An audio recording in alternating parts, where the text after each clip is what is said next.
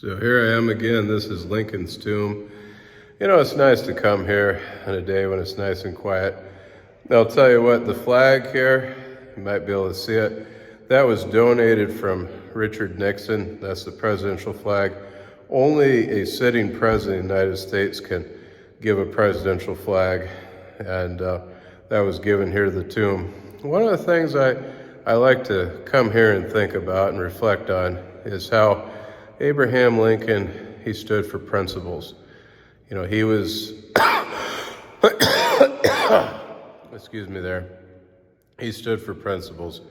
You know, he was a man that did not what was profitable per se, but somebody that went far beyond that and did, you know, what the principles say are right. And that you don't see a lot of times these days. You see people that really promote a survival of the fittest sort of mentality, that they believe that that it's okay to do anything really, that to get ahead. You know, you've heard of the rat race. You know that people they enter the meat grinder. You may have heard those types of phrases. That it's not about what's right in a lot of people's minds, but what's about profitability and what's about, you know, making money and that sort of thing.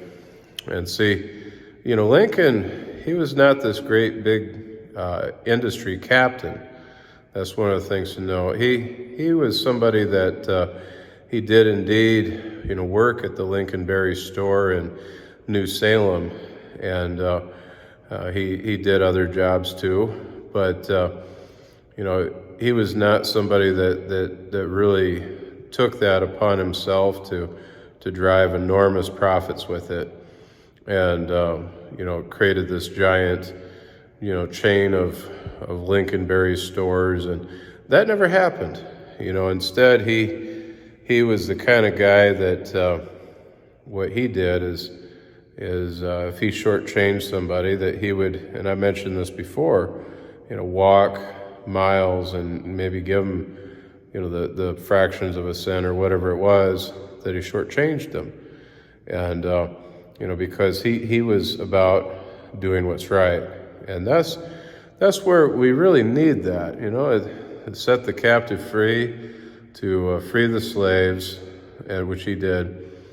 Really needs somebody to stand for moral principle, and not to just sit by and say, you know what, you know, slavery, you know, it benefits me, or slavery, you know, I'm indifferent because it has no effect on me. Excuse me there. What we could have done there, and what he could have done, is he could have been like, you know what, you know, the whole issue with the South and the slaves, that's just all their business. He could have said, you know, it's none of our business. We live all the way up here in the North. And he could have just said, you know, just let people decide whatever they want for themselves. But he didn't. He actually went a whole different way. And because of that, you know, Lincoln is really remarked favorably by history, you know, very favorably. And you know, he's basically seen as like a great savior to the republic. You know, we look at these things today, and it puts a whole different perspective on, you know, the world we live in. It shows us that you know, we should be about, you know, what Lincoln was about. You know, that it's not okay to mistreat people, that it's not okay to you know, just blindly go by and when people are kept in bondage, and that it's not okay to gyp people money, you know, and